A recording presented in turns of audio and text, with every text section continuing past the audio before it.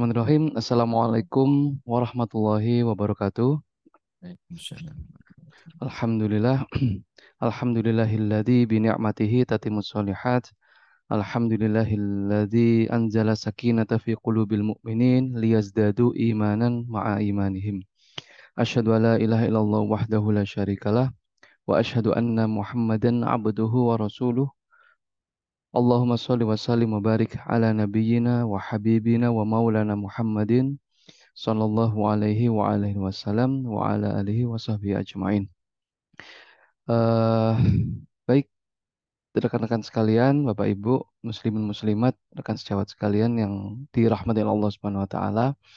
Pertama-tama mari kita panjatkan puji syukur kehadirat Allah Subhanahu wa taala atas segala segala karunia nikmatnya ya kepada kita yang sampai detik ini Allah memberikan segalanya lah, segalanya apapun itu mulai dari yang besar, mulai dari yang prinsip yang kita butuhkan dalam kehidupan kita, yaitu terkait tentang iman kita, Islam kita, keistiqomahan kita,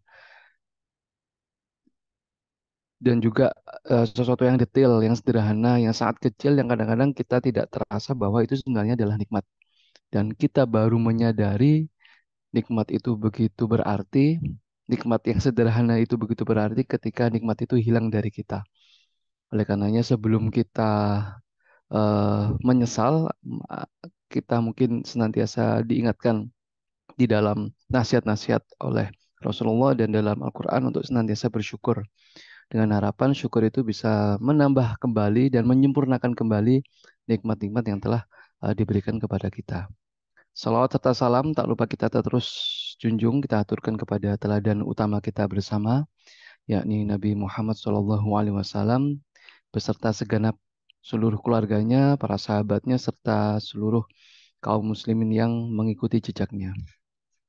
Eh, baik, teman-teman sekalian, Bapak Ibu muslimin muslimat, kita kali ini melanjutkan kajian tentang sejarah ya, sejarah yang alhamdulillah kita kemarin sudah menuntaskan.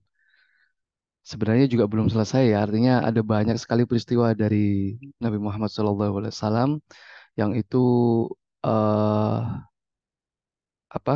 Yang itu sebenarnya syarat dengan manfaat lah. Yang kita angkat di beberapa pertemuan sebelumnya itu adalah peristiwa-peristiwa besar, peristiwa-peristiwa yang teramat penting, yang masyhur, sehingga ya coba kita dalami dan kita detailkan. Tapi kajian tentang Rasulullah SAW tidak akan pernah usai sampai kapanpun. Selalu ada ilmu yang baru, selalu ada hikmah yang baru, selalu ada titik fokus yang itu bisa diangkat oleh para ulama-ulama kita ya, memotret kehidupan Rasul Shallallahu Alaihi Wasallam. Baik, untuk yang selanjutnya ini kita akan membahas tentang sejarah Islam secara umum, entah itu Khulafaur Rasyidin, kemudian terkait tentang sejarah peradaban Islam, kemudian cuplikan-cuplikan kisah profil kaum muslimin yang sangat menginspirasi buat kita ya, yang barangkali coba jarang diangkat lah, sehingga kita bisa mengambil hikmah dan pelajaran. Nah, yang pertama ini kemarin habis diskusi dengan Dr. Agung dan kawan-kawan, kita mengangkat bab tentang Abu Bakar sebagai salah satu memang kelanjutan dari ini ya, ketika Rasulullah SAW wafat, memang yang melanjutkan kepemimpinan sebagai khalifah adalah beliau Abu Bakar As-Siddiq.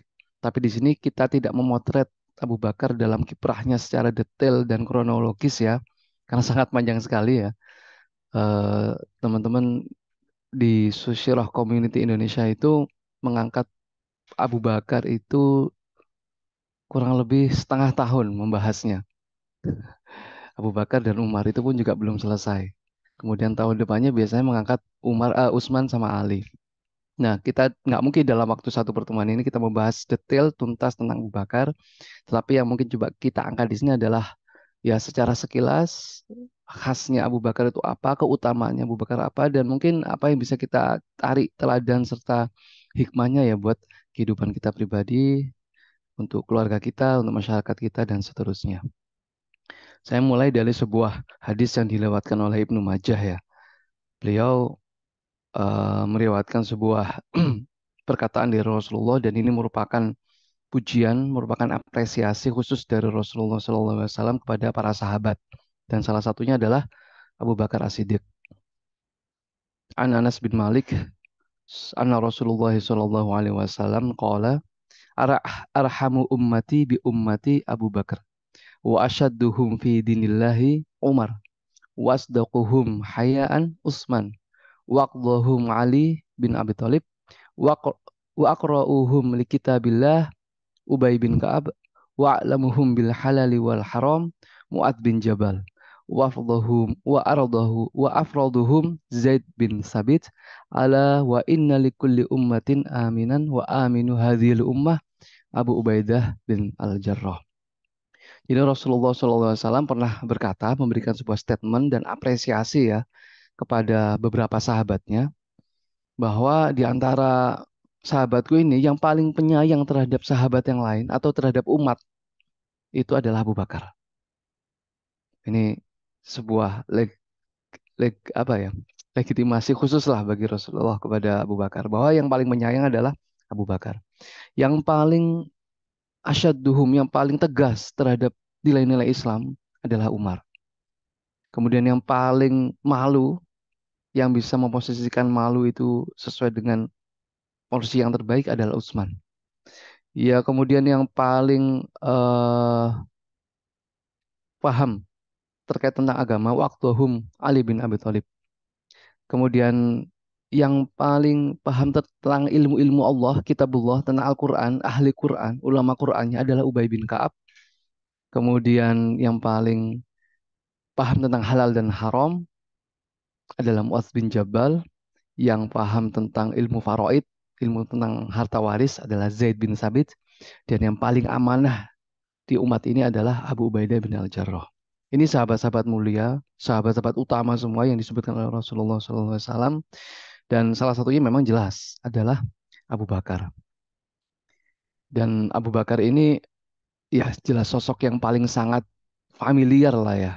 Sosok yang paling dikenal setelah Rasulullah. Semua kaum muslimin pasti mengenal yang namanya Abu Bakar. Enggak, kelihatannya kok aneh ada seorang Islam lah ya, seorang muslimin tapi tidak tahu siapa itu Abu Bakar atau bahkan tidak mengenal Abu Bakar. Itu kelihatannya nggak mustahil. Makanya Abu Bakar itu menjadi manusia pertama ya yang paling mulia setelah Rasulullah SAW. Dan pencapaian dari Abu Bakar ini bukan given gitu dari Allah Subhanahu Wa Taala, ya memang qadarullah, memang ini kehendak Allah. Tetapi setelah kita coba detailkan profil kehidupan Abu Bakar, memang layak sekali Abu Bakar ini mendapatkan keutamaan yang istimewa, mendapatkan balasan-balasan kelak di sisi Allah dengan begitu besar, itu layak. Nah, sedikit beberapa kita bahas poinnya ya. Ada upaya dari Abu Bakar, ada jerih payah dari Abu Bakar, ada pengorbanan yang luar biasa dari Abu Bakar. Jadi sepanjang hidupnya Abu Bakar itu ya beliau pantas mendapatkan kedudukan di titik ini, di posisi ini, menjadi orang yang paling pertama, orang yang paling utama kedudukannya setelah Rasulullah Shallallahu Alaihi Wasallam. Al-Quran pun memuji, Allah pun memuji lewat Al-Quran. Di surat Al-Lail ya, yang surat kita hafal, ada gelar Al-Atqa di situ, di ayat 17. Wasaya jannabuhal atqa. Eh, di antara gelarnya Abu Bakar itu adalah Al-Atqa atau Al-Atiq. Jadi orang yang mendapatkan keutamaan tercegah atau dijauhkan dari siksa api neraka. Dan ulama sirah atau ulama Al-Quran ya, para ulama sepakat secara khusus dan spesifik Al-Atqa di sini dinisbatkan kepada Abu Bakar. Kenapa Abu Bakar ini mendapatkan keutamaan yang luar biasa dihindari dari api neraka menjadi gelar Al-Atqa di ayat selanjutnya. Wa saya jannabul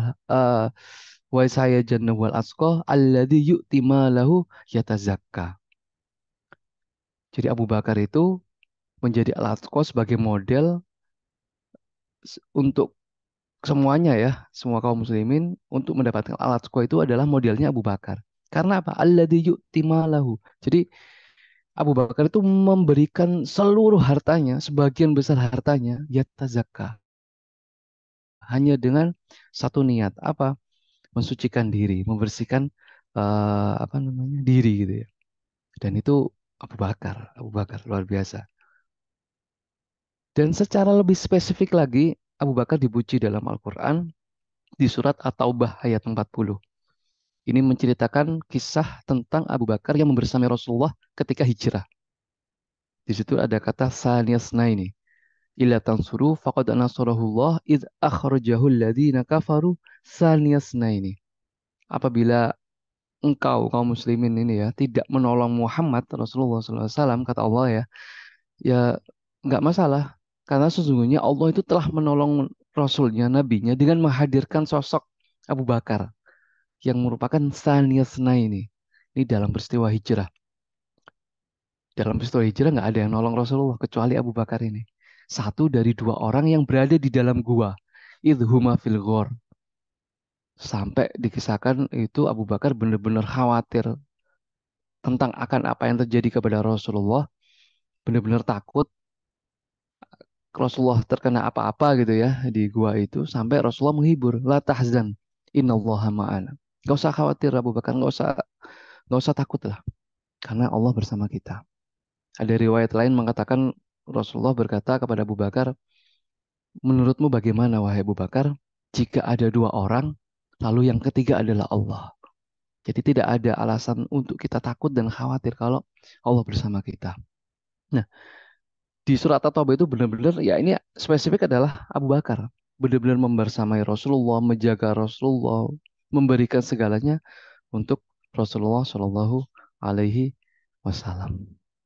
Baik, kita mencoba untuk perkenalan lebih detail ya siapa sosok eh, Abu Bakar ini karena Rasulullah berkata pernah berkata bahwa tidak ada yang lebih berjasa ya, tidak ada yang lebih berjasa di antara sahabat-sahabat yang lainnya itu melebihi Abu Bakar. Karena Abu Bakar itu adalah sosok yang tulus mendukungku di saat yang lainnya itu meninggalkan, yang lebih spesial persahabatannya dan pengorbanan hartanya untukku itu Abu Bakar. Yang paling mengerti Rasulullah, segala tindak tanduk ucapannya, perilakunya, yang paling paham tentang apa yang dikatakan Rasulullah itu adalah Abu Bakar. Contohnya ketika surat An-Nasr, Idza jaa nasrullahi wal fath dan seterusnya itu kan turun disampaikan kepada semua sahabat. Seharusnya konten dari surat ini kan menggembirakan. Idza jaa nasrullahi wal fath. Sesungguhnya telah datang eh, pertolongan dari Allah untuk kita semua dan kemenangan. Apa itu kemenangannya? Idza jaa nasrullahi wal fath wa ra'aitan nasa yadkhuluna fi dinillahi afwaja. Maka seluruh pertolongan dari Allah ini, kemenangan ini adalah seluruh kabilah, seluruh masyarakat Arab dari berbagai penjuru datang berbondong-bondong untuk masuk Islam. Itu kan keberhasilan, itu kan kesuksesan, kemenangan. Ya wajar para sahabat semuanya gembira. Mendengar ayat ini semuanya gembira.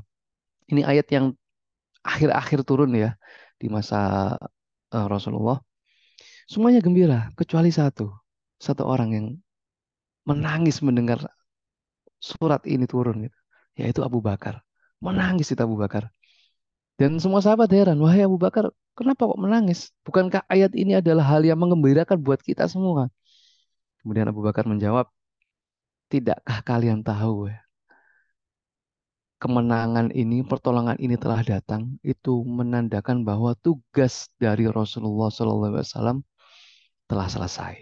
Tugas Rasulullah selesai di muka bumi. Dan itu artinya sebentar lagi Rasulullah akan meninggalkan kita.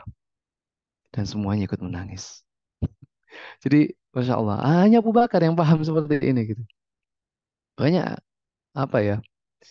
eh, Dalam kesempatan lain ya Abu Bakar juga pernah bilang, ya Rasulullah, apalah arti yang kumiliki. Jadi Abu Bakar benar-benar apa ya, all out gitu lah mendampingi dan mendukung Rasulullah. Gitu. Pernah bilang Rasulullah, apa materi yang aku miliki itu apalah artinya gitu ya. Apa arti kekayaanku ini? Nggak ada artinya. Semuanya kuserahkan padamu. Semuanya adalah milikmu. Jadi ada yang menjelaskan bahwa Abu Bakar itu betul-betul merelakan kekayaannya itu untuk dipakai oleh Rasulullah. Udah seperti pakai kayak seperti pakai kekayaannya sendiri gitu loh. Abu Bakar itu bilang, ya Rasul bebas mau pakai hartaku terserah. Ya Rasulullah mau apa aja tinggal ambil gitu. Nggak perlu ngomong, nggak perlu izin. Abu Bakar sudah ridho. Ibarat seorang temen ya ngomong ke kita, ini ada 5 ATM, kartu ATM. Rekeningnya ada di A, rekening B, C, D, E gitu. Masing-masing rekening jumlahnya sekian, sekian, sekian, sekian. Terserah, kamu bebas mau pakai apa, ini passwordnya. Sampai kayak gitu. Jadi Abu Bakar itu benar-benar all out, habis-habisan gitu ya. Untuk membiayai perjuangan dari Rasulullah. Baik, kita lanjutkan. Siapa sih sebenarnya sosok Abu Bakar ini? Kita coba mengenal lebih jauh. Nama asli beliau adalah Abdullah ya. Jadi Abu Bakar itu nama aslinya Abdullah, tapi lebih dikenal oleh masyarakat saat itu adalah Abu Bakar bin Abu Kuhafah. Oh, bapaknya namanya Abu Kuhafah. Nama aslinya Utsman. Dan Abu Bakar ini berasal dari kabilah Bani Taim. Kalau kita tahu Bani Taim itu ya bagian dari Quraisy, satu keluarga, masih satu keluarga dengan Rasulullah. Kalau Rasulullah kan Bani Hashim. Kalau Abu Bakar Bani Taim, Taim bin Murrah. Kalau Rasulullah itu kan Muhammad bin Abdullah bin Abdul Muthalib bin Hashim bin Abdul Manaf bin Qusay bin Kilab bin Murrah. Ketemu di situ, Murrah. Taim bin Murrah kalau Abu Bakar, kalau Rasulullah Kilab bin Murrah bin Ka'ab bin Lu'ay bin Ghalib bin Fihir Quraisy dan seterusnya. Jadi masih satu keluarga, masuk satu klan Quraisy, tapi Bani Taim ini tergolong keluarga yang tidak apa ini ya, nggak selevel dengan Bani Hashim. Satu level di bawah Bani Hashim, Bani Taim ini. Kalau level yang utama itu kan ya wajar kan ya, masyarakat jahiliyah pasti ada kasta-kasta ya. Kalau yang level utama kan Bani Hashim, keluarganya Rasulullah ya. Bani Makhzum itu keluarganya Abu Jahal.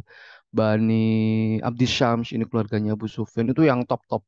Nah, yang Bani Taim ini kelas 2-nya, kelas 2-nya. Tapi ya termasuk golongan yang bangsawan lah intinya, masih masih masih tinggi lah terahnya itu. Nah, keluarga Abu Jahal, Abu Bakar itu siapa saja? Beliau menikah di masa jahiliyah, itu sudah menikah dengan seorang yang bernama Kutoilah, melahirkan dua anak, Asma binti Abu Bakar dan Abdullah bin Abu Bakar. Asma sama Abdullah ini yang sangat berjasa ya dalam peristiwa hijrah. Dulu sempat kita singgung, luar biasa. Dan Asma pun juga melahirkan sosok luar biasa ya, yakni Abdullah bin Zubair, kelak menjadi seorang khalifah ya, Abdullah bin Zubair. Asma ini luar biasa. Dan Abdullah bin Abu Bakar. Nah, setelah masuk Islam, Abu Bakar menikah dengan Ummu Ruman. Ini yang melahirkan Bunda Aisyah dan adiknya ya Abdurrahman. Abdurrahman bin Abu Bakar. Kemudian setelah hijrah ke Madinah menikah lagi dengan Asma binti Umais dan melahirkan anak yang bernama Muhammad. Asma binti Umais ini yang kemarin kita singgung ya. Beliau itu ditinggal wafat oleh suami sebelumnya Ja'far bin Abi Thalib, kemudian dinikahi oleh Abu Bakar. Dan Asma binti Umais itu yang ngasih rekomendasi pengobatan ketika Rasulullah sakit itu ya. Memberikan sebuah pengobatan lat atau ladut, pengobatan yang ditaruh di dalam lidah itu, di dalam rongga mulut ketika Rasulullah pingsan. Nah, ini Asma binti Umais, anaknya Muhammad. Masih Quraisy Asma binti Umais ini. Dan yang keempat, Habibah. Habibah ini orang Ansor, kemudian melahirkan anak yang lahir ketika Abu Bakar sudah wafat. Abu Bakar wafat. Kemudian beberapa saat kemudian lahirlah anaknya yang terakhir yaitu Ummu Kulsum namanya. Dinamai Ummu Kulsum. Jadi total anaknya ada satu, dua, tiga, empat, lima, enam. Abu Bakar itu anaknya enam. Ini tergolong sedikit.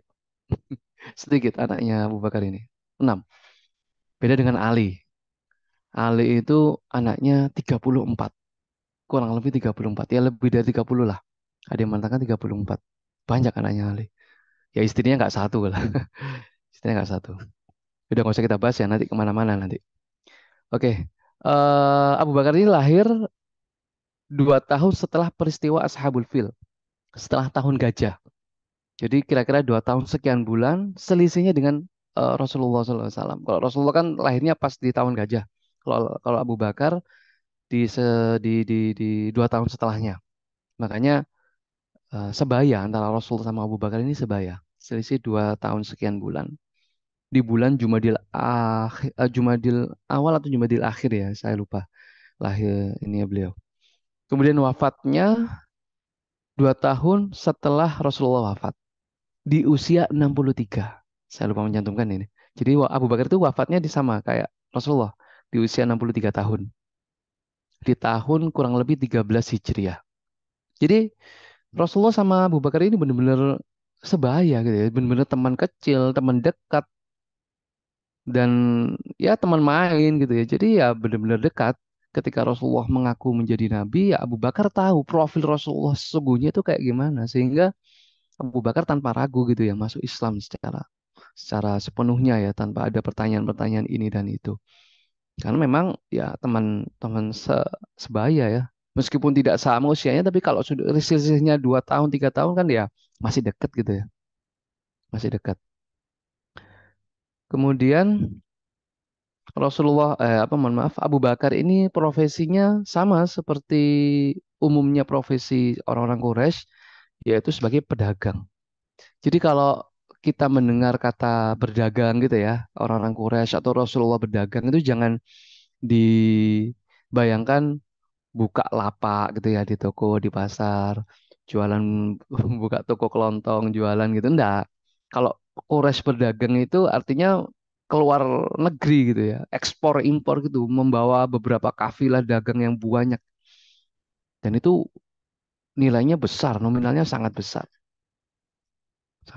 dan bahkan disebutkan Abu Bakar itu menjelang Rasulullah wafat ya menjelang Rasulullah sakit itu masih berdagang itu ke Syam ke Roma itu 1.000-an kilo lebih dari Madinah tetap tidak meninggalkan profesinya Abu Bakar sebagai seorang pedagang ketika membersamai Rasulullah masih mencari menjalankan bisnisnya gitu ya Abu Bakar benar-benar mencari jadi sosok pengusaha mencari kekayaan tetap berinvestasi tetap apa ya mengembangkan usahanya bukan malah meninggalkan ya karena bersama Rasulullah udah deh ngaji aja udah deh sami'na wa ta'na sama Rasulullah, nempel dengan Rasulullah. Enggak, Abu Bakar tetap menjalankan aktivitas profesi sebelumnya dan profesional di sana Abu Bakar. Keuntungannya sangat besar. Tetapi motivasinya itu yang beda ketika Abu Bakar sebelum masuk Islam. Motivasi ketika sudah masuk Islam untuk berdagang itu benar-benar hasil dagangannya, keuntungannya itu disumbangkan untuk kebaikan. Makanya alladzi yu'ti malahu yatazakka itu tadi. Untuk sebanyak-banyaknya dibagi, untuk diberikan ke yang membutuhkan untuk aktivitas kebaikan, aktivitas dakwah Rasulullah, mensupport agenda kebaikan dan seterusnya. Agar yata zakka tadi. Motivasinya Abu Bakar seperti itu. Sudah beda. Yang semula nyari keuntungan untuk dirinya dan keluarganya, tapi sekarang berprofesi dan mencari kekayaan bukan hanya untuk keuntungan dirinya saja, tapi untuk diberikan lagi sebesar-besarnya kepada kebaikan. Nah, kenapa Abu Bakar ini mulia gitu ya? eh, Kunci suksesnya itu apa sih Abu Bakar itu? Beberapa sudah kita singgung tadi ya. Jelas yang pertama adalah orang yang paling dekat dengan Rasulullah SAW. Udah yang paling nempel itu ya Abu Bakar. Abu Bakar ini. Ya siapa sih yang nggak pingin dekat dengan Rasulullah? Pasti semua sahabat pingin dekat. Siapa sih yang nggak pingin nempel dengan Rasulullah? Semuanya pingin. Tetapi di antara sahabat itu yang paling dekat nempel dengan Rasulullah itu ya Abu Bakar. Ada berapa Abu Bakar? Nggak ada yang lain. Dan atas segala segala pemberian dari Rasulullah kepada umatnya ya termasuk nanti di yaumul akhir kita mengharapkan syafaat dari Rasulullah tampaknya kok yang paling pantas mendapatkan pertama kali syafaat dari Rasulullah itu ya Abu Bakar masa siapa orang lain enggak kan ya Abu Bakar begitu juga nanti ketika di surga ya yang paling pantas mendapatkan kedudukan posisi surga terdekat atau bahkan satu surga dengan Rasulullah ya yang paling pantas ya Abu Bakar ini berada di Firdaus al-A'la ya. Ini nomor satu. Makanya memang benar-benar Abu Bakar itu menjadi manusia istimewa pertama ya setelah Rasulullah Shallallahu Alaihi Wasallam. Nah, dan yang kedua adalah Abu Bakar ini sebelum masuk Islam, sebelum masa Islam, sebelum Rasulullah jadi nabi atau pada saat masa jahiliyah, Abu Bakar ini adalah segelintir orang yang mampu bisa menjaga fitrah kebaikannya gitu. Di tengah apa ya, kubangan kotoran jahiliyah. Abu Bakar itu termasuk orang yang nggak minum khamar, nggak menyembah berhala gitu. Itu luar biasa itu. Nggak banyak orang seperti ini. Kan kita tahu khamar itu baru diharamkan itu di Madinah. Jadi kalau orang atau muslim minum khamar di Mekah ya nggak dosa sebenarnya, nggak masalah. Tetapi Abu Bakar bisa menjaga nilai-nilai kebaikan ini agar beliau juga tidak terjerumus gitu ya. Beliau tidak minum khamar, beliau tidak menyembah berhala sebelum Islam. Jadi bisa menjaga diri untuk cenderung ke nilai-nilai positif, nilai-nilai baik. Nah, eh, karena Abu Bakar ini dikenal sebagai orang yang baik, orang yang apa ya, menjauhi keburukan, makanya Abu Bakar itu disukai sama banyak orang, disenangi oleh banyak orang, karena bisa menjaga nilai-nilai itu. Loh kok bisa ya orang jahiliyah suka sama orang yang baik gitu? Ya sebenarnya nilai-nilai kebaikan ya, fitrah kebaikan itu ada di semua orang ya, termasuk orang jahat pun. Ada nggak orang jahat tetapi nggak mau dijahati? Tetapi suka dijahati? Nggak mau kan? Orang yang zalim, dia zalim kepada seseorang ya. Tetapi ketika dirinya itu dizalim orang lain, dia nggak terima. Dia justru lebih suka orang zalim ini, disuka diberikan perbuatan baik pada dirinya. Dibaiki oleh orang lain itu suka.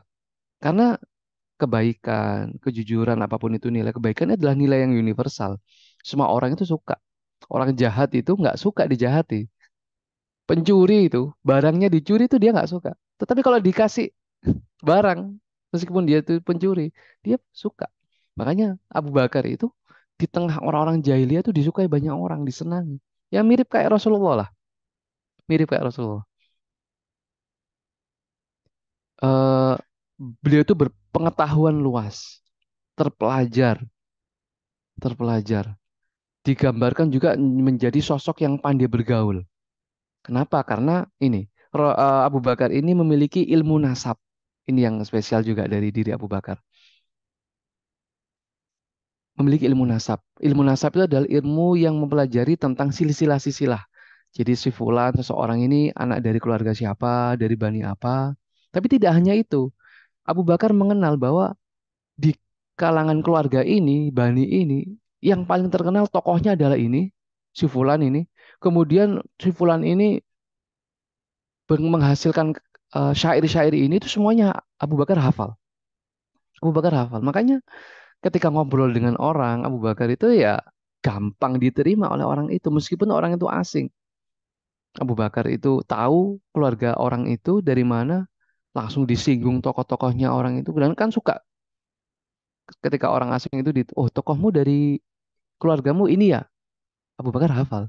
Kemudian tokoh ini pernah mengeluarkan syair-syair ini ya, yang indah-indah itu ya. Wah, orang jadi suka akhirnya. Makanya ketika Rasulullah berdakwah nanti di luar kabilah-kabilah Mekah, itu kan didampingi sama Abu Bakar. Abu Bakar yang duluan ngomong kepada orang itu, ketika sudah ada bonding dengan orang itu, karena kedekatan, kemampuan, dan kepiawaian Abu Bakar untuk menggali kebaikan dari orang itu, dari keluarga nasabnya itu, baru Rasulullah masuk menyampaikan nilai-nilai Islam. Dan itu efektif. Jadi Abu Bakar itu disukai semua kalangan. Mulai yang kecil, remaja, dewasa. Apalagi ini ya, berpengetahuan luas, terpelajar, dermawan. Wah, Abu Bakar itu dermawan. Selain tahu ilmu nasab, ilmu kalau bahasa kita sekarang ilmu sosiolog, antropolog lah ya, itu ahli sekali Abu Bakar. Tapi suka dermawan juga. Ini kan asik punya teman kayak gini itu ya. Sudah nyenengin, diajak ngobrol juga enak, kemudian pinter, suka membantu, suka ngasih lagi. Ini kan kalau kita punya teman kayak gini kan ya kelar hidup kita sebenarnya. Selesai permasalahan hidup kita kalau kita punya teman kayak gini. Masya Allah. Ini Abu Bakar di usia 30-an sudah mencapai titik ini. Sehingga di masyarakat Quraisy di masa jahiliyah, Abu Bakar itu dipercaya sebagai hakim. Baik. Bayangkan, hakim menjadi penengah ketika ada satu dua orang atau satu dua keluarga berkonflik. Abu Bakar menengahi, ya, mendamaikan kedua orang itu, menjadi hakim lah untuk memutuskan masalah mana benar, mana salah, mana yang harus dihukum dan seterusnya. Dan masyarakat Mekah pada saat itu terima seluruh keputusan dari Abu Bakar. Karena itu tadi ya, keahlian Abu Bakar dalam berkomunikasi dan membangun kedekatan. Itu luar biasa. Nah, dan yang menarik juga adalah Abu Bakar itu ini sedikit kita singgung tadi ya, tidak meninggalkan profesi aslinya sebagai seorang pengusaha, sebagai seorang pedagang. Perlu kita ketahui, Abu Bakar itu kalau kita mau mengestimasi kekayaannya ya ada datanya ternyata. Abu Bakar itu diriwayatkan, ada yang menyebutkan sebelum masuk Islam ya, itu pernah membuat perjanjian kerjasama dengan salah satu tokoh Mekah juga, namanya Hakim bin Hizam. Itu investasinya menyentuh angka 4.000 dinar. 4.000 dinar. Itu berapa nominalnya sekarang? Kalau sekarang saya tadi barusan cek, satu dinar itu sekitar 3,5 juta sekarang. Satu dinar ya. Dinar emas itu 3,5 juta. Kalau dikalikan 4.000 sekitar 14 miliar.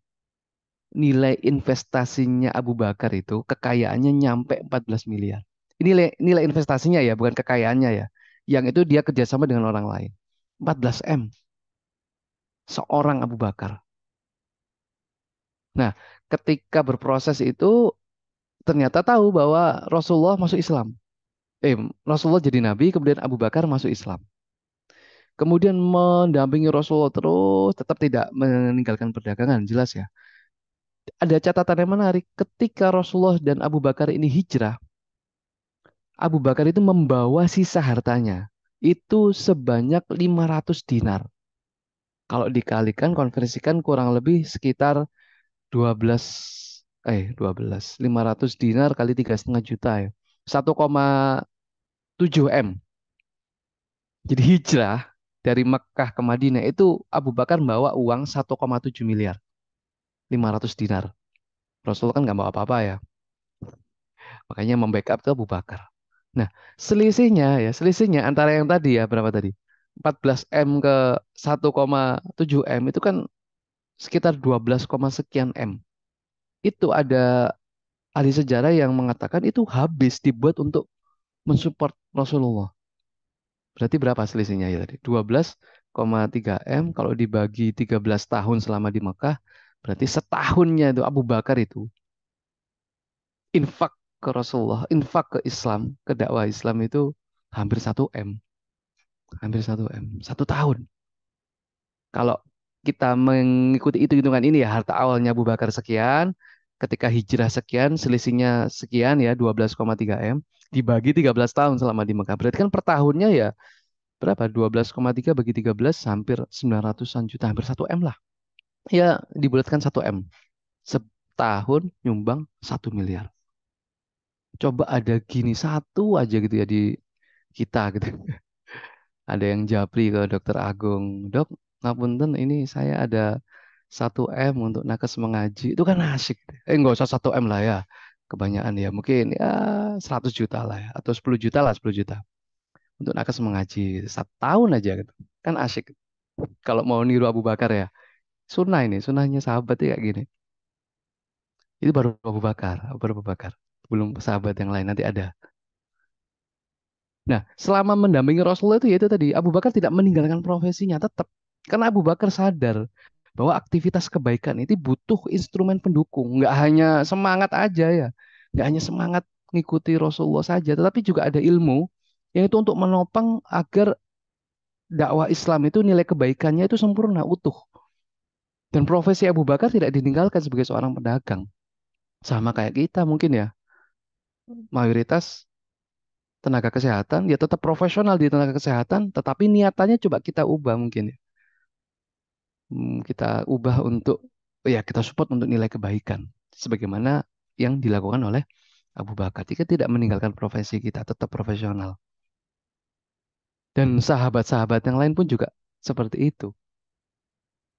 10 sahabat yang dijamin oleh Allah masuk surga itu hanya dua yang bukan pengusaha.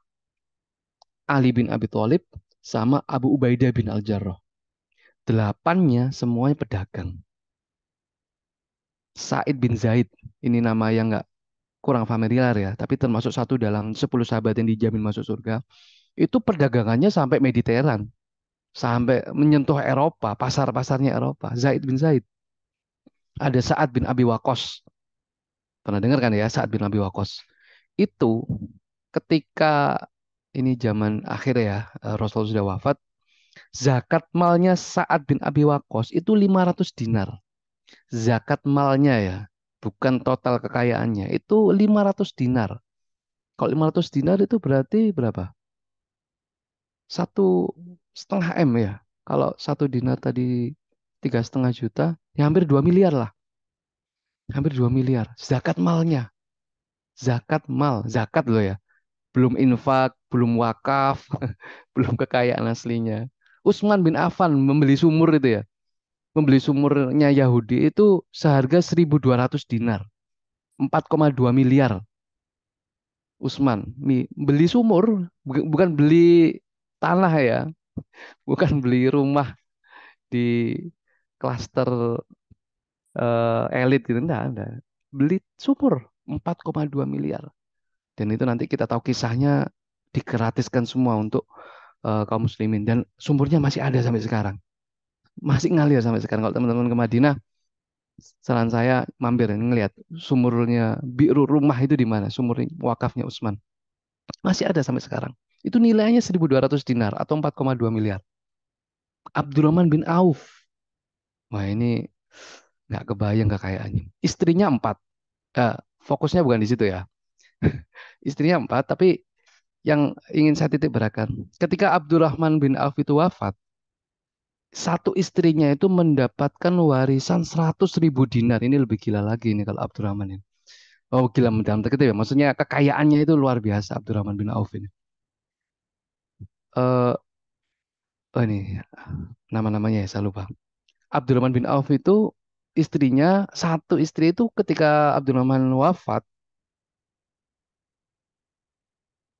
warisannya itu mencapai 100.000 dinar. Sudah saya hitung, jangan khawatir. Itu senilai 350 miliar. Enak ya jadi istrinya Abdurrahman bin Auf ya. Dapat warisan 350 M itu satu istri.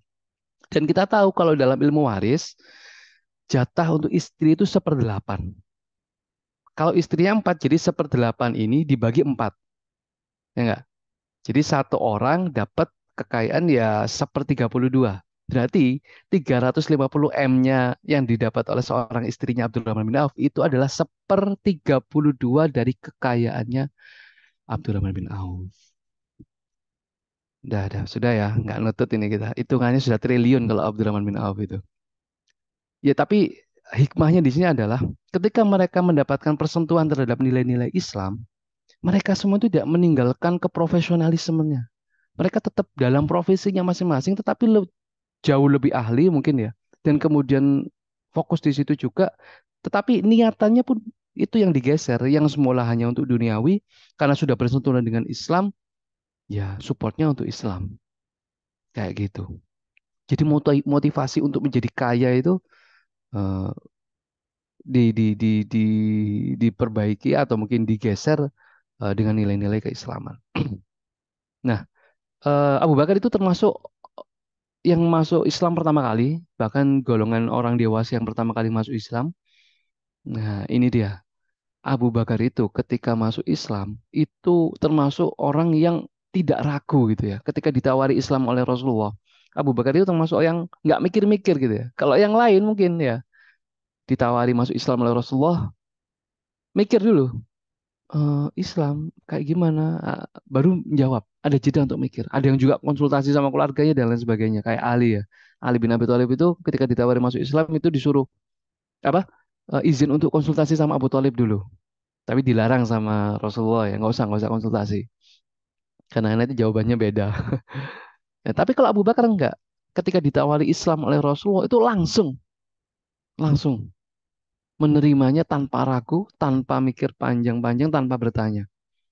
Itu yang termasuk dengan asidik gitu ya. Abu Bakar As-Siddiq benar-benar membenarkan Rasulullah dari segi apapun itu ya, dari berbagai sisi. Nah, ketika Abu Bakar itu masuk Islam, Abu Bakar sadar bahwa nilai-nilai Islam itu tidak untuk nilai-nilai individual saja. Ada tanggung jawab dakwah dan sosial di situ. Jadi karena ini kebaikan, otomatis Abu Bakar berinisiatif sendiri untuk, ya tentu saja ini ya, berkonsultasi dengan Rasulullah, menawarkan ke sahabat-sahabat yang lainnya. Dan lihat, di antara 10 sahabat yang dijamin masuk surga ini, yang masuk awal-awal masuk surga, yang masuk awal-awal Islam ini, ada kurang lebih 6 sahabat yang itu masuk Islam lewat perantara Abu Bakar, yakni Utsman, kemudian ada Tolhah, ada Zubair bin Awam, Abdurrahman bin Auf, Sa'ad bin Abi Waqqas, sama Abu ini yang terakhir, Abu Ubaidillah, Abu Ubaidah ya, bukan bukan Abu Ubaidillah ini ya, Abu Ubaidah bin Al-Jarrah. Kalau seseorang itu menjadi perantara kebaikan untuk orang lain, kan Allah pernah bilang ya, kebaikan orang lain itu akan mendapatkan atau juga didapatkan ya oleh orang yang menjadi perantara itu tanpa mengurangi pahala orang lain itu. Jadi bisa dibayangkan Abu Bakar ya, kalau di titik ini saja itu tidak bisa disaingi oleh apa siapapun. Bayangkan Utsman itu amalnya kayak gimana? Tadi sudah kita bahas. Abdurrahman bin Auf itu amalannya kayak gimana? Zubair, Tolhah, Abu Ubaidah bin Al-Jarrah itu amalannya kayak gimana? Itu Abu Bakar juga dapat sebagai perantara kebaikannya. Masya Allah. Jadi udah di titik ini itu sudah kita tidak akan pernah, siapapun tidak akan pernah bisa menandingi level kemuliaan keistimewaan Abu Bakar. Seandainya keimanan Abu Bakar itu ditimbang dengan keimanan seluruh penduduk bumi, selain Rasulullah, selain para nabi ya, itu sesungguhnya keimanan Abu Bakar itu jauh lebih berat dibandingkan dengan keimanan seluruh makhluk di muka bumi ini. Ya kita nggak heran ya bagaimana kedudukan Abu Bakar di level kayak gini.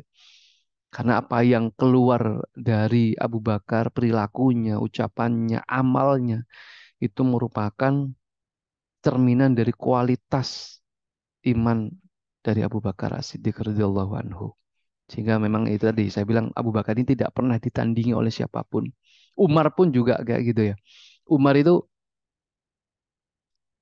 apa ya? Selalu senantiasa ingin menandingi Abu Bakar. Menjadi benchmarknya itu adalah Abu Bakar. Gimana sih caranya biar aku ini bisa level dengan Abu Bakar? Umar kayak gitu. Pengen ada amal tertentu kalah lagi sama Abu Bakar. Ada amal tertentu kalah Abu Bakar. Ini dari dirinya Umar ya. Dari diri dalam dirinya Umar itu ingin ingin tidak bersaing dalam tanda kutip dengan Abu Bakar. Itu nggak akan pernah bisa.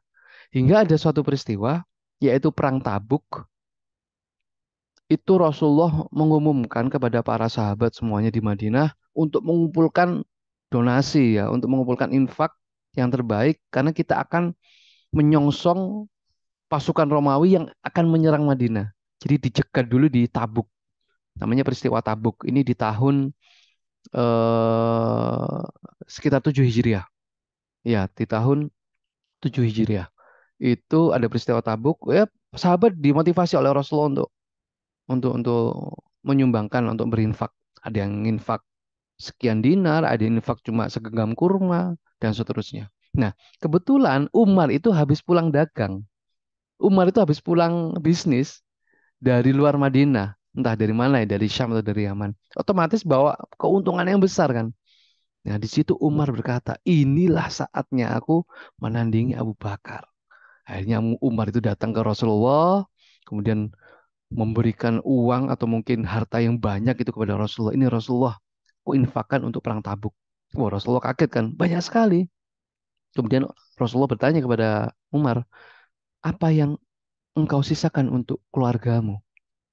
Kemudian Umar berkata, ya Famislihi. Jadi semisal dengan itu. Jadi yang disumbangkan Umar itu 50%. 50%. Ya banyak lah 50% ya. Kalau harta kekayaannya 2 M gitu ya, kalau 50% kan 1 M nih. Ya banyak, banyak juga. Banyak banget memang karena memang habis pulang dagang gitu kan ya. Nggak lama kemudian Abu Bakar datang memberikan hartanya kepada Rasulullah. Memang sih nggak sebanyak jumlahnya Umar ya, nggak sebanyak jumlahnya Umar. Diberikan kepada Rasulullah, Rasulullah menerima dan Rasulullah mengajukan pertanyaan yang sama kepada Abu Bakar. Apa yang engkau sisakan untuk keluargamu di rumah? Abu Bakar bilang apa? Aku tidak menyisakan apa-apa. Aku hanya eh, menitipkan keluargaku kepada Allah dan Rasulnya. Waduh, berarti yang disumbangkan Abu Bakar itu 100%. Nggak banyak, tapi 100%. 100% itu ya beda lah ya dengan 50% lah ya. Kita punya tabungan berapa di rumah, kita 100% kan itu kan ya juga nggak nggak apa ya, nggak mudah kan ya. Mikirnya kan terlalu banyak, terlalu besar. Ini Abu Bakar 100%. Uangnya loh ya, cashnya ya. Bukan asetnya ya. Kalau asetnya masih banyak, tetapi Abu Bakar itu menyumbangkan yang itu yang sedang sedang cash itu ya, sedang cash. Tapi 100%. Nah, saat itu langsung lemes Umar. Lemes geleng-geleng gitu ya. Aduh, dan bilang dalam diri pribadinya ya, sampai kapanpun aku tidak akan pernah bisa menyaingi Abu Bakar. Abadan, selama-lamanya. La asbikuka ila khairon abadan. Aku tidak mungkin bisa mengunggulimu, wahai Abu Bakar, dalam hal kebaikan ya. Abadan, selama-lamanya. Dan apa yang dilakukan oleh Abu Bakar itu jelas, karena cerminan iman ini tadi ya. Tebal sekali imannya Abu Bakar. Masya Allah. Nah, eh, selanjutnya adalah Abu Bakar sebagai khalifah. Sebagai khalifah. Kita tahu bahwa setelah Rasulullah wafat, yang menjadi khalifah, menjadi pemimpin kaum muslimin itu adalah Abu Bakar. Kemudian nanti digantikan dengan Umar, Utsman, Ali gitu ya. Mereka disebut dengan Khulafaur Rasyidin. Dan Abu Bakar ini ya jelas lah ya, kita sebagai orang beriman pasti secara logika sederhana yang paling pantas adalah Abu Bakar. Abu Bakar. Jadi kalau ada isu-isu yang itu menjelek-jelekan Abu Bakar, keluarga Abu Bakar dan seterusnya bahwa nggak pantas Abu Bakar jadi khalifah itu ya ya di luar nalar ya, di luar nalar, di luar nalar, nggak habis pikir gitu. Ada sekelompok orang yang sekelompok golongan yang itu mencaci Abu Bakar karena dalam tanda kutip apa ya merebut kekuasaan, mengambil kekuasaan setelah Rasulullah wafat. Jelas lah ya, karena Abu Bakar itu ditunjuk langsung oleh Rasulullah menjadi imam sholat. Ketika Rasulullah sakit, itu kan yang menjadi imam adalah Abu Bakar. Rasulullah nggak bisa mengimami sholat di masjid, yang mengimaminya adalah Abu Bakar. Dan dalam konsep Islam, pemimpin itu imam sholat. Imam sholat. Jadi yang menjadi pemimpin dimanapun, di sebuah wilayah, di sebuah daerah, yang menjadi pemimpin itu yang imam ini sholat. Jadi ya imam yang di depan ini, yang diikuti itu dalam konsep Islam seperti itu. Ya ketika Rasulullah menunjuk Abu Bakar sebagai imam, ya seluruh sahabat secara nggak langsung paham dah. Orang yang terbaik yang bisa memimpin kita setelah Rasulullah ya Abu Bakar. Itu satu. Yang kedua adalah ketika Abu Bakar apa ya menunjukkan ketenangannya, ketegarannya ketika Rasulullah wafat. Kita tahu ya semua sahabat kan nggak terima, ya bukan nggak terima lah ya, sedih lah, sedih sekali gitu ya. Termasuk Umar ya, Umar yang benar-benar denial gitu ya. Rasulullah itu sebenarnya nggak wafat. Itu petantang-petantang bawa pedang itu di tengah masjid. Siapa bilang ini Umar ya? Siapa yang mau berkata bahwa Rasulullah telah wafat sini? Aku potong lidahnya. Sesungguhnya Rasulullah tidak wafat. Rasulullah hanya pergi sejenak sebagaimana dulu Nabi Musa pergi selama 40 hari dipanggil oleh Allah Subhanahu wa taala. Maka sesungguhnya Rasulullah pun juga akan kembali lagi. Jangan ada yang bilang Rasulullah telah wafat. Wah, Umar kayak gitu. Nah, Abu Bakar yang itu tenang gitu ya, tegar gitu, datang melihat sedikit kegaduhan itu, Abu Bakar masuk ke rumah anaknya ya. Aisyah kan itu rumah Bunda Aisyah, menengok Rasulullah. kemudian di apa ya, melihat jasad Rasulullah, diciumlah Rasulullah, wangi gitu ya Rasulullah. Ketika hidup engkau wangi wahai Rasulullah, dan ketika wafat pun engkau tidak mengurangi kewangian itu ya. Abu Bakar paham bahwa Rasulullah sudah wafat, tapi Abu Bakar luar biasa tegarnya di sini. Padahal dia sosok orang yang paling dekat ya, yang paling mengerti ya temannya, teman sebaya Rasulullah nih Abu Bakar kan. Ketika itu keluar menghadapi Abu Bakar, kemudian berkata, wahai Abu Bakar, wahai Umar, tidakkah engkau tahu bahwa Rasulullah pernah berkata atau menurunkan sebuah Al-Quran, menyampaikan sebuah ayat Al-Quran, wa ma Muhammadun illa Rasul, qad khalat min qablihi rusul, bahwa sesungguhnya Muhammad itu hanya seorang Rasul. Dan sebagaimana juga Allah telah mengutus Rasul-Rasul yang sebelumnya, yang semuanya sekarang sudah wafat. Begitu juga dengan Muhammad, juga sudah wafat. Dan seterusnya disampaikan ayat Al-Quran itu langsung roboh. Umar langsung lemes dan berkata, seakan-akan aku pertama kali mendengar ayat ini. Padahal ini ayatnya sudah sering dibahas ya. Sahabat paham tentang ayat ini. Tetapi ternyata Umar itu secara psikologis masih belum siap sehingga menganggap bahwa Rasulullah belum meninggal. Nah, tetapi di sini ya peran Abu Bakar luar biasa.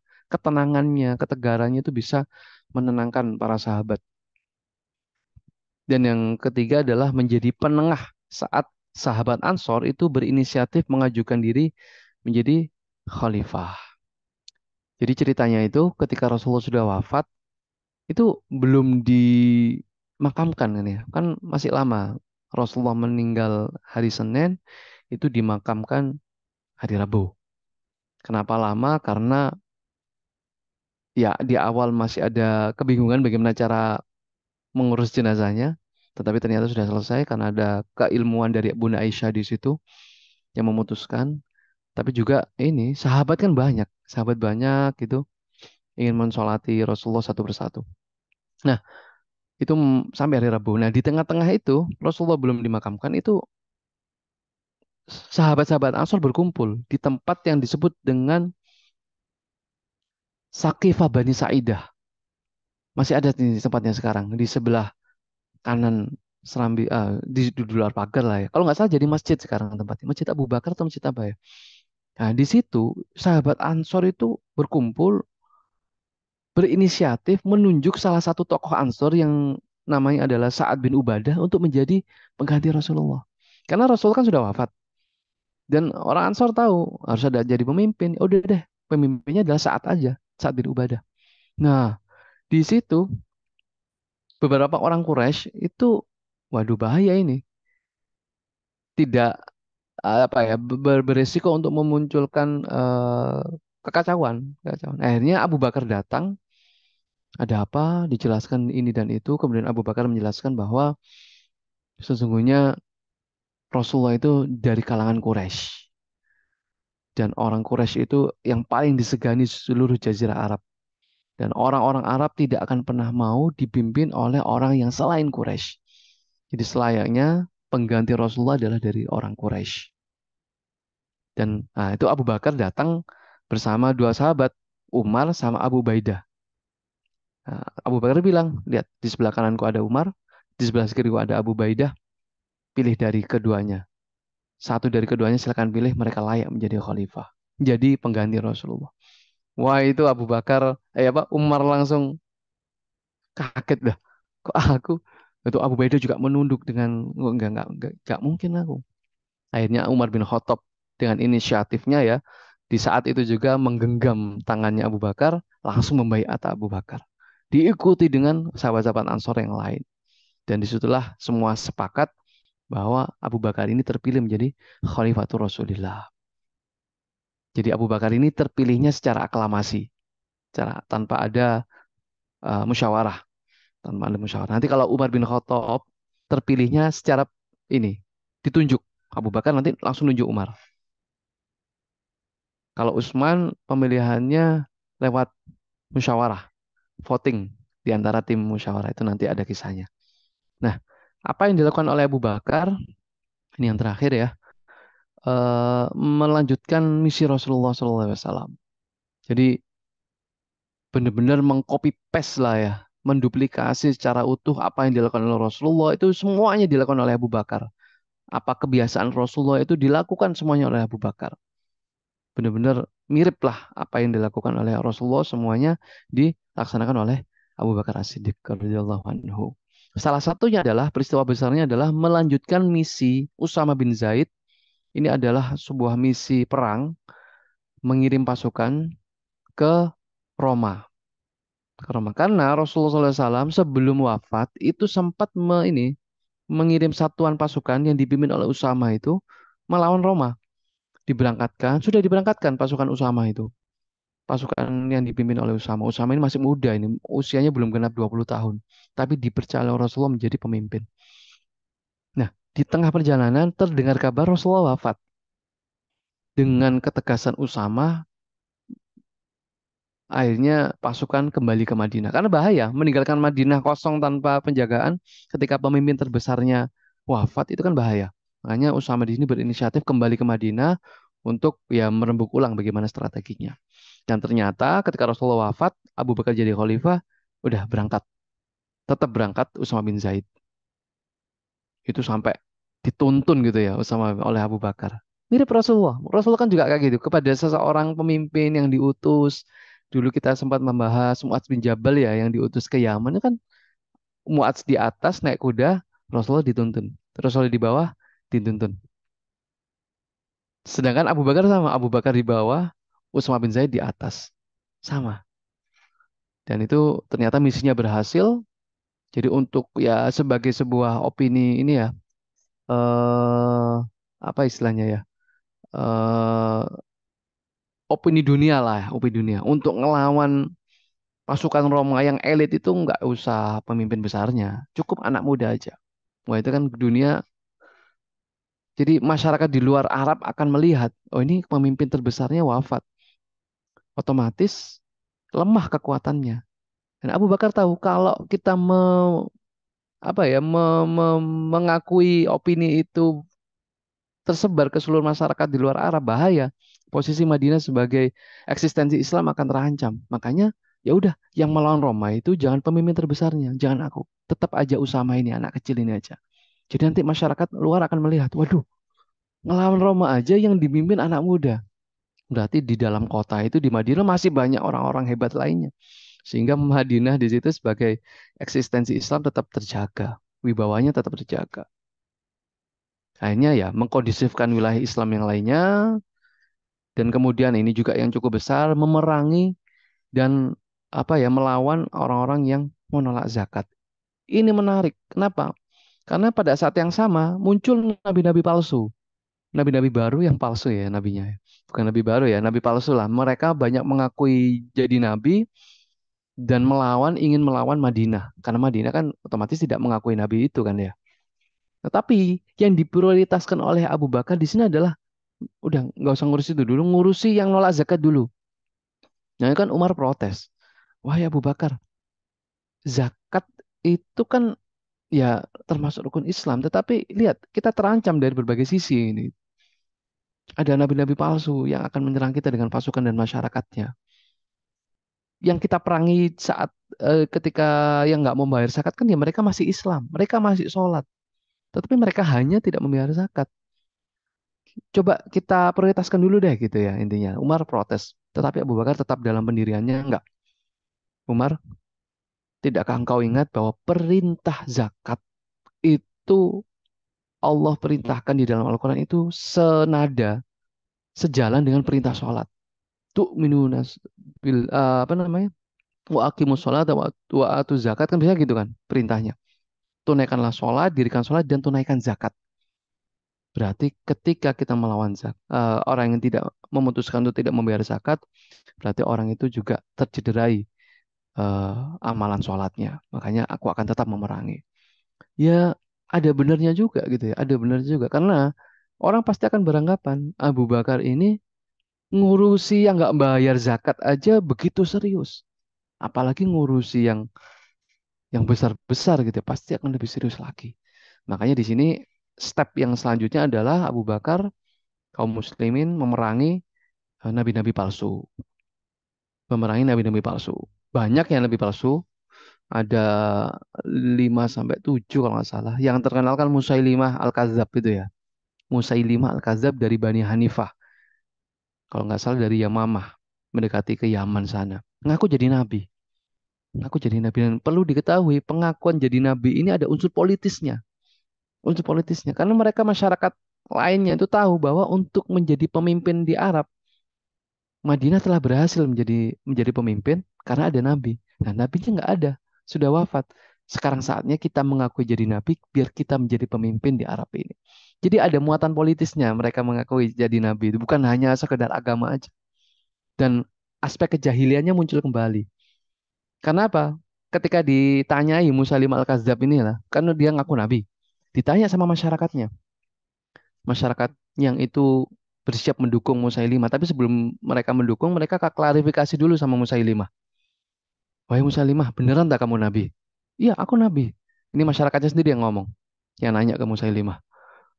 Kalau Muhammad di Madinah itu punya ayat, punya Al-Quran dengan surat Al-Fil, surat Al-Asr dan sebagainya.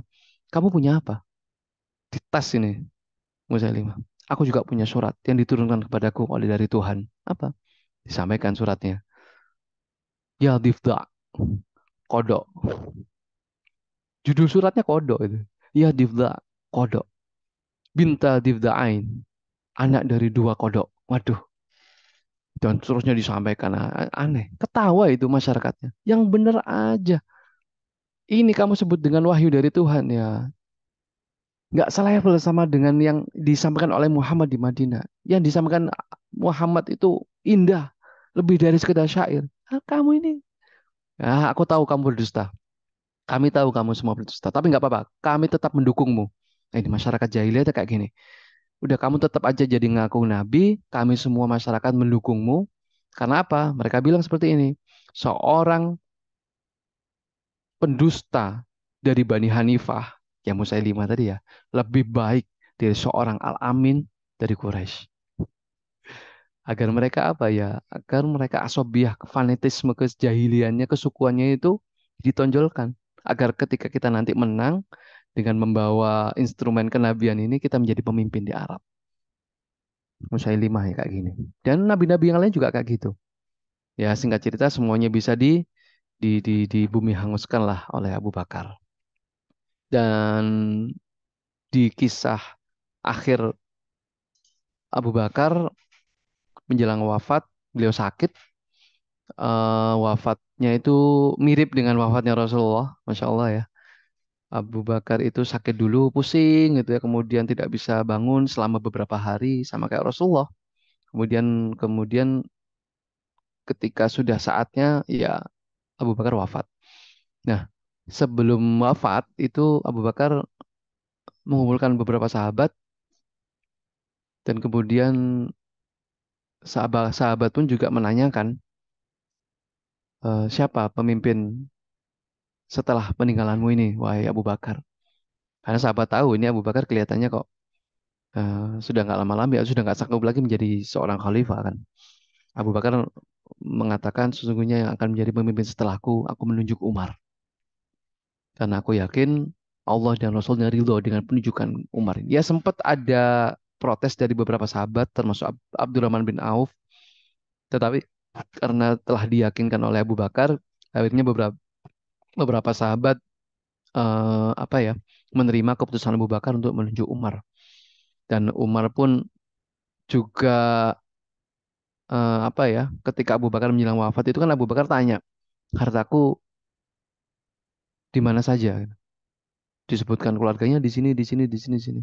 Semua sisa hartaku serahkan kepada Umar. Biar khalifah yang selanjutnya ini mengurusinya gitu. Kemudian Abu Umar itu juga lemes. Kenapa? Karena demi Allah wahai Abu Bakar, engkau telah merepotkan. Merepotkan siapa? Merepotkan khalifah setelahmu gitu ya. Karena memang Abu Bakar menjadi sosok yang sangat luar biasa istimewa ya. Keputusannya, kebijakannya, dan seterusnya ya. Dan itu ya sangat sulit untuk diduplikasi khalifah-khalifah setelahnya. Tetapi Umar ternyata nanti bisa ya memimpin kaum muslimin dengan gayanya sendiri, Masya Allah. Dan dia berakhirlah kehidupan manusia yang mulia ini, manusia yang istimewa ini, yakni Abu Bakar. Ketika beliau wafat, kepemimpinan digantikan oleh Umar bin Khattab. Mungkin itu beberapa hal ya yang mungkin kita bisa angkat di majelis kita pada pagi hari ini. Tidak banyak, tidak utuh, karena memang hanya highlight saja dan tidak secara kronologis, secara urut, runtut ya. Tapi mudah-mudahan yang sedikit ini tidak mengurangi keberkahan dan ilmu yang kita dapatkan, bisa kita menjadikan sebuah inspirasi untuk diri kita pribadi, untuk keluarga kita, dan untuk masyarakat kita. Wallahu ta'ala alam Hmm. bisawab. Saya kembalikan ke Dokter Agung. Alhamdulillah, matur nuwun sangat. Jazakallah khair, Ustaz Dr. Faisal Mahdi atas pemaparannya yang menurut saya sih sangat mendetail ya, walaupun dikatakan tidak sepenuhnya membahas karena dibutuhkan sekitar setengah tahun ya Ustaz, untuk membahas sahabat Abu Bakar ini seharusnya. Tapi alhamdulillah kita dapat mendapatkan gambaran bagaimana sahabat Rasulullah yang terbaik ini menjadi sosok yang terdepan dalam membela Islam dan membela Rasulullah Muhammad SAW. Allah. Mungkin dari hadirin yang hadir dapat bertanya, monggo. Secara langsung atau melalui kolom chat dipersilakan, monggo.